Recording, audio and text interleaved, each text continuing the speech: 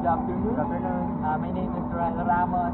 Mag-interview lang ako about sa pagiging athlete mo, student athlete mo. Hello everyone, I'm Ronel Hontilla, currently the team captain of FTU Men's Track and Field Team. Pwede ko bang malaman yung mga major achievements mo? Last season or my currently playing in UAP, I am a multi-medalist and a national champion in this year 2025 in specialized of men's decathlon. First question, Mr. Ronel Hontilla.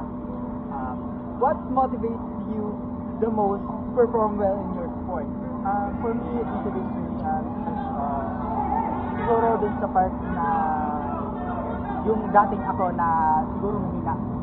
Hindi ko naman masasabing mahina, pero andun sa part na parang the part of the lowest na binubulit ka into a level na parang tingin nila sa'yo is parang iba lang. So parang namotivate ako dun na hindi lang para sa kanila kundi para sa akin na mas ma-improve ko talaga yung sarili ko. And dun sa batang nangangarap na kung ano man yung narating ko ngayon. And especially sa mga sa family ko at sa mga taong naniniwala sa akin. Sila yung nagbibigay ng inspiration and motivation. What a very great answer for that. Next question po tayo is, do you consider yourself more intrinsically motivated by personal growth or extrinsically motivated by reward or recognition? Why? For me, I can say that both intrinsically and as you said, intrinsically. Yeah, because first is yung personal growth. I can say na mas nag-improve yung sarili ko here in Manila, unlike sa province na parang nandun lang ako sa comfort zone ko. Kumbaga, hindi ako mas nag-improve or hindi ko yung na-achieve yung mga personal growth. So, here in Manila, parang mas na-discover ko pa talaga na kung ano talaga yung meron ako. Kumbaga, na-excel talaga siya. So, when it comes to intrinsically or yung recognition is parang bonus na siya para sa akin. Kasi, for me, kapag nare-recognize yung name ko or yung surname ko na parang matutuwa ako sa sarili ko and parang gusto ko talaga i-pursue into max effort ko yung limit ko na mas makilala pa talaga ng gusto ko. Follow-up question lang, Mr. Ronel. Ano naman yung mga challenges mo nung napunta ka sa Manila? Kasi iba yung environment, iba yung ano ba? Siguro at first nung una kong pumunta dito sa Manila, parang na-homesick ako. Yung parang gusto lang akong umuwi. Kasi especially alam naman natin na parang iba talaga yung sa province and then yung sa Manila. Especially in here Manila na parang yung mag-isa ka lang and wala ka talaga yung family mo. So parang challenge sa akin na parang andun yung mindset ko na gusto kong umuwi yung pagpapatuloy ko yung pangarap ko. Siyempre parang pinag-iisipan ko munang mabuti kung itutuloy ko man siya or hindi. So mas napili kong i-face yung challenges ko as positive. What a very inspiring story. So next question naman is, how do you set your goals before a season or a competition? First is yung sinasabi natin is small habits na parang kapag yung small habits is iniipon mo siya day by day, month by month or parang naglo-look forward ka in the future.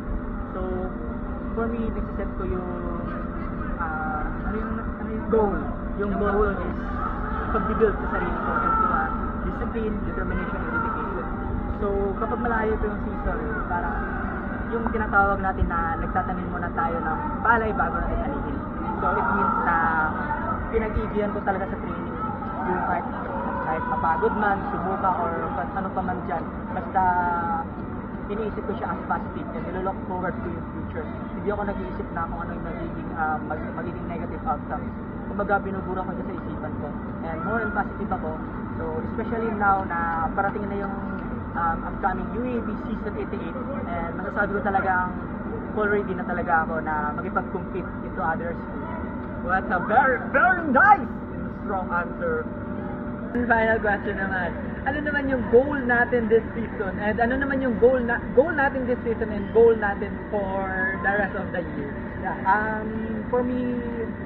For me and our team, our goal is to take up the Crown Championships in Muay Thai. Kasi yun talaga yung gusto namin i-claim na gusto namin ibalik yung championship sa FEU na at mabalik yung 8th Championship. And yun lang. Thanks so much, Mr. Roner Hontilla, for your time. Thank you so much, sir. Good day, Coach Pablo.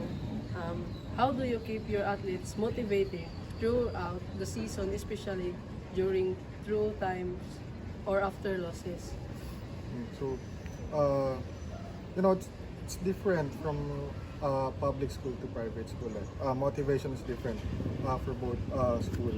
So, since I'm working sa public school, private school, I'm just gonna tell the difference between public and private school. So, some athletes na nagjo-join sa track and field in public school, actually, it's their way out. Some of them sinasabi na gusto kong maglaro kasi gusto kong makapag-aral. So, it's their, keeps them motivated na inisip nila na, ay gusto kong makapag-aral sa malaking universities. Kasi nga, mahirap lang yung family ko, mahirap lang yung buhay namin. So, I myself, experience ko yun kasi public ako. And then, sa private naman, hard. Sobrang hard. Kasi nga, mostly sa public is mayayaman, diba? When we say, private. When we say private school, mahal tuition, mayayaman talaga. So, sobrang hard kasi they're not that motivated enough to join track and field kasi track and field is not that well known. Yung mga well known na sports, basketball, volleyball. So, mahirap, pero throughout the season siguro, you just need to say to them na, ay, try mo to. Mag-training first day.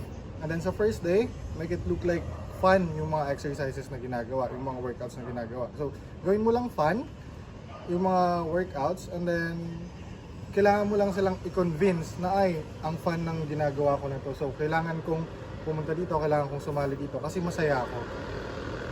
So, yun lang naman mostly ginagawa namin sa private school na ginagawa lang namin fun talaga yung mga workouts.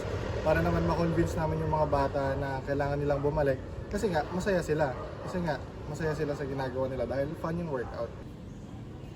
Dito naman sa pangalawa, how do you develop a winning mindset or team culture that encourages achievement? So, yun yan, relate natin sa question number 1. So, again, public and private. Public kasi mostly motivated na sila. Kasi nga, again, sinabi ko, yun yung way out nila para makapag-aral sa malalaking universities. Unlike private, na mayayaman, na nakukuha na talaga nilang gusto nila. So, to keep them motivated siguro, kasi since again, nasa private ako, relate ko sa number 1 na kailangan lang maging fun yung workouts na ginagawa nila. Ano nga ulit yung question? How do you develop a winning mindset or team Winning culture? mindset. So, once naging fun na yung workouts na ginagawa nila, once naging masaya na sila, magiging motivated na sila pumunta araw-araw sa training. Since masaya sila sa ginagawa na nila, natutuwa na sila, hindi lang puro cellphone ginagawa nila. Doon mo i-explain sa kanila na training first, winning second. Why? Hindi ka naman mananalo kung hindi ka nagtitraining. Okay? So, yun yung laging itatak mo sa kanila na pagdating sa competition, hindi sila mananalo kung hindi sila nagtitraining. So, that's why I said, training first, winning second. Kailangan mo muna mag-training, yung itatak mo sa kanila, since natutuwa na rin naman sila sa workout na ginagawa nyo. Sabihin nyo sa kanila, kailangan nyo mag-show up araw-araw para mag-training. Para sa competition, manalo kayo. How do you train your athletes to improve their focus and concentration during the games? For me naman, what I always do is give prizes. Alam naman natin since mga bata yung tinuturuan ko, alam naman natin sobrang iksi ng attention span ng mga bata. So, what you would do is, what I do is give small prizes. For example, relays. So, kung sino yung mananalo, I'll give them ice cream or something candy. Yun lang naman. Yung mga konting bagay na makapagpapasaya sa mga bata. The last one is, what advice do you give athletes about staying mentally strong under pressure?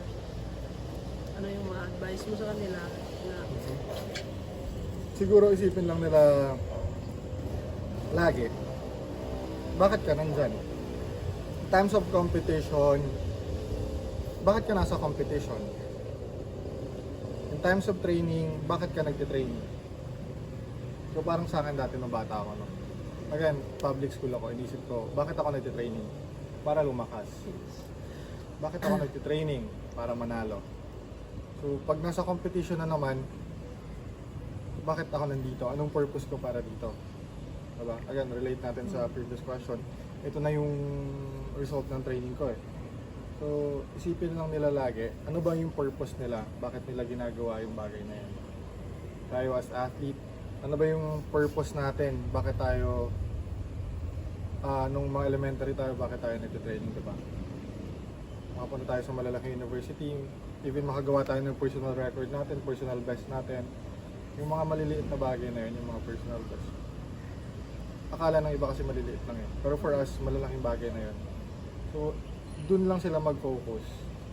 Huwag na nilang igalaw yung utak nila sa iba. Again, yung nervousness, yung mga ano na hindi yan nawawala. But you always have to keep in mind why you're here, ba't ka nag-training, then final moment, eto na yun. Gagawin mo na lahat, gagawin mo na yung best mo, gagawin mo na yung 101% mo para dito sa bagay mo. Ayun lang. So, thank you.